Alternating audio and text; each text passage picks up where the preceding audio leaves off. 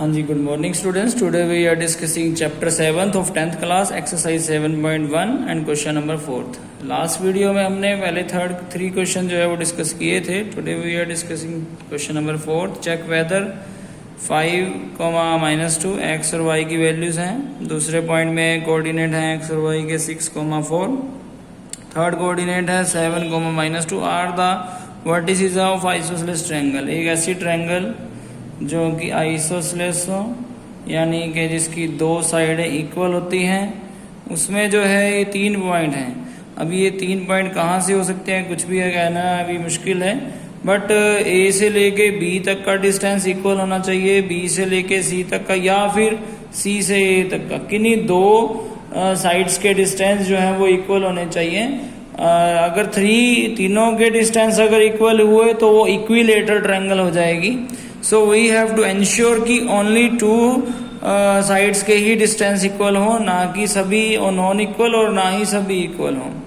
तो सबसे पहले जो है डिस्टेंस फॉर्मूला लगेगा किसके बीच में, आप किसी के बीच में भी निकाल सकते हैं डिस्टेंस बिटवीन, जैसा कि पहले ए बी के बीच में मैं निकालने जा रहा हूँ, जो कि फॉर्मूला है x2 - x1 का whole square plus y2 - y1 का होल स्क्वायर, जिसमें x1 है 5, x2 है 6 -5 होल स्क्वायर प्लस y2 है 4 माइनस और y1 है -2। देयरफॉर यहाँ पर अंदर जो है 6 - 5 = 1 का whole square plus 4 + 2 whole square है जी। देयरफॉर 1 का square 1 + 6 whole square. Therefore, there is a 1 + 36 is equal to √37. √37 is the distance between AB. So now we have to find the distance between BC के बीच में मैं निकालने जा रहा हूँ, जो कि also जो है x2 - x1 and y2 - y1 का होल स्क्वायर आएगा। x2 कितना है, बी और सी में x2 है 7 -6 होल स्क्वायर x1, और y2 है -2 -4 होल स्क्वायर। ठीक है, इसके बाद आपने क्या किया, सोल्व कर दिया। 1 होल स्क्वायर यहाँ पर आया -6 whole square. Therefore there is a 1 + 36 = 37।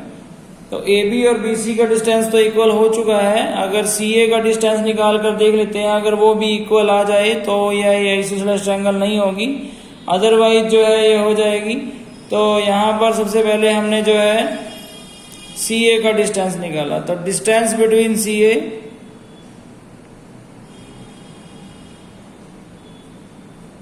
या ए सी, आप दोनों में से कुछ भी निकाल सकते हैं। यहाँ पर हमारे पास सी जो है वो कितना है, 7, -2 है, और a 5, -2 है। तो यहाँ पर हमने a2 - a1 किया, सॉरी x2 - x1 किया, x2 - x1 का whole square plus y2 - y1 का whole square. Therefore there is a -2 whole square plus into -2 + 2 whole square, plus minus -2 + 2 0। Therefore, there is a 4 and √4 is equal to 2.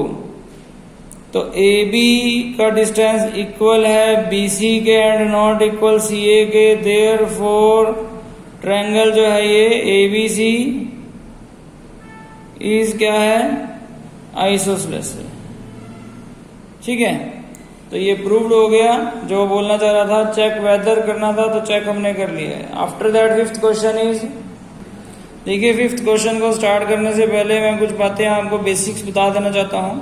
यहाँ पर quadrilateral की बात होगी, जैसा कि मान लो कि किसी की सभी साइडें अगर इक्वल हैं तो वो स्क्वायर होता है,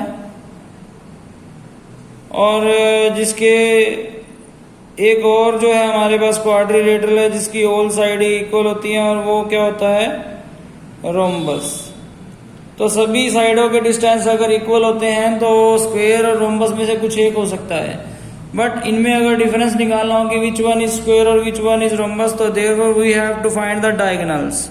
मान लीजिए ये ए और ये बी और ये सी और डी है, अगर ए बी बराबर बी सी बराबर सी डी और डी ए का डिस्टेंस आ जाता है और यहाँ पर भी ए बी और से लेके बी सी और सी से लेके डी और डी से लेके ए का डिस्टेंस इक्वल आ जाता है, देन हमारे पास दो ऑप्शन रह जाएंगी, या तो वो स्क्वायर है या वो रोम्बस है।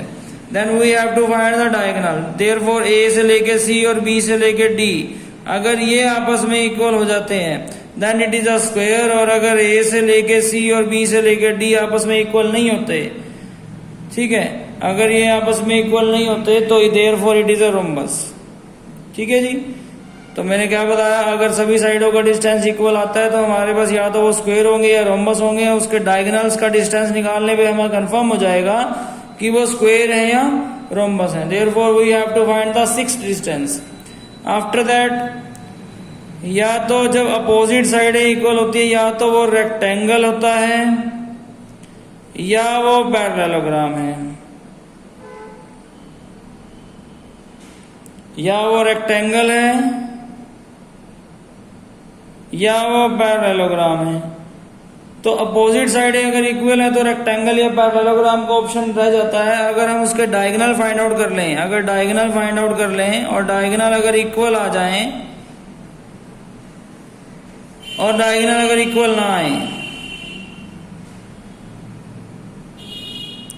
तो डायगोनल अगर इक्वल आ रहे हैं, opposite side equal, diagonal are equal, therefore it is a rectangle. और opposite side are equal but diagonals are not equal, therefore it is a parallelogram. ठीक है, होप सो आपको सबको समझ में आई होगी। इसी के बिहाफ पे फिफ्थ क्वेश्चन है। फिफ्थ क्वेश्चन में उसने क्या दिया हुआ है, ग्राफ दिया हुआ है। एक क्लासरूम में चार फ्रेंड जो है सीटेड है A B C D point पर। चंपा और चमेली जो है उस क्लास में जाती है और उनको देखने के बाद ऑब्जर्व करती है। चंपा ने चमेली से कहा कि आपको नहीं लगता है कि यह जो है सभी बच्चे एक स्क्वायर की शेप में बैठे हैं, तो चमेली ने डिसएग्री कर दिया कि नहीं, मुझे ऐसा नहीं लग रहा है। तो यूजिंग डिस्टेंस फॉर्मूला से आपको बताना है कि विच वन इज राइट। चंपा जो ये कह रही है कि स्क्वायर में और चमेली जो ये कह रही है कि स्क्वायर नहीं है। तो we have to find the points also. A point जो है एक्स एक्सिस पर पॉइंट 3 है और वाई का 4 है। बी पे एक्स एक्सिस 6 है और वाई 7 है। सी पे एक्स एक्सिस का पॉइंट 9 है और वाई एक्सिस का 4 है। और डी एक्स एक्सिस 6 और वाई एक्सिस 1। तो यहां से मुझे पॉइंट भी फाइंड आउट करने आ गए। उसके बाद अब मैंने क्या किया, सबसे पहले we have to find the distance between A B. तो डिस्टेंस जो है बिटवीन ए बी के बीच में मैंने निकाला, जैसे कि रूट में x2 माइनस x1 का whole square plus y2 minus y1 का होल स्क्वायर में। और यहाँ पर ध्यान से देखने पर पता लगा कि ए और बी के बीच में x2 और x1 क्या है। तो ए और बी के बीच में x2 है 6 minus x1 3 whole square plus y2 7 minus 4 whole square. Therefore, there is a 3 whole square and it is a 4 minus 7 minus 4 also 3 whole square. There is a 9 plus 9 and equal to root 18. Root 18 can be written as 9 2 से 18 लिख सकते हैं और 3 root 2 इसको लिख सकते हैं also. So we have to find the now distance between BC के बीच में जब हमने निकालना चाहा तो डिस्टेंस बिटवीन BC में x2 माइनस x1 यानी कि 9 minus 6 whole square plus 4 minus 7 whole square. Now there is a 3 whole square plus यहाँ minus 3 whole square. Now it is equal to 9 plus 9 and equal to root 18। It is also equal to root 18। A B बराबर BC। Therefore now ये लग रहा है कि ये square की तरफ या रोम्बस की तरफ चल रहा है।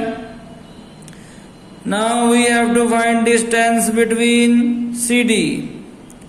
Therefore we have to find the distance between CD से यहाँ पर x2 minus x1 whole square plus y2 minus y1 whole square किया। Therefore there is a minus 3 whole square, यहाँ भी minus 3 whole square. 9 plus 9 is equal to root 18।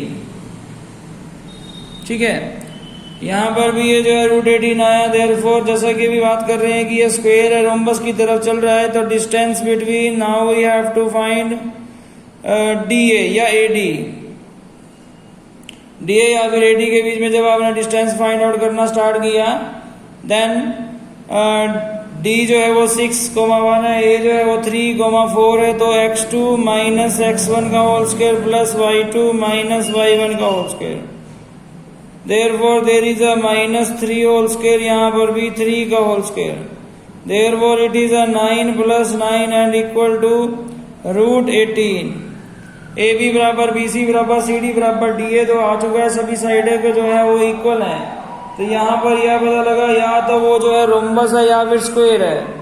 जैसा कि हमने ए से लेके बी, बी से लेके सी, सी से लेके डी और डी से लेके ए का डिस्टेंस फाइंड आउट कर लिया। Now we have to find A to C and B to D. तो डिस्टेंस बिटवीन ए सी के बीच में जब हमने निकालना स्टार्ट किया तो ए से लेके सी के बीच में जब डिस्टेंस निकाला तो x2 माइनस x1 का whole square plus y2 minus y1 का whole square. Then what will be the distance, तो यहाँ पर आया 6 का होल स्क्वायर, यहाँ आया 0 इज इक्वल टू 36। 36 का रूट होता है 6।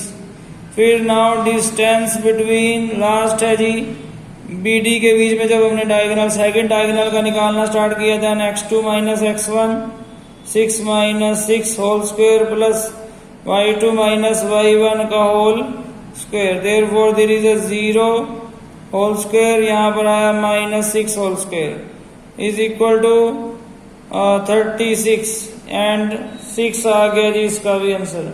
Then diagonals are equal, therefore it is a square.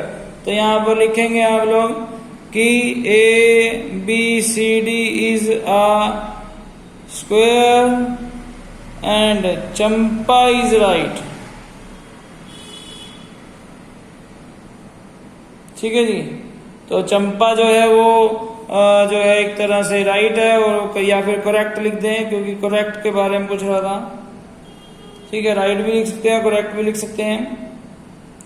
ठीक है, ऑप्शो आपको समझ में आया होगा। सिमिलरली जो है 6th क्वेश्चन है, 6th क्वेश्चन में आपके तीनों पार्ट जो है सेम है बिल्कुल।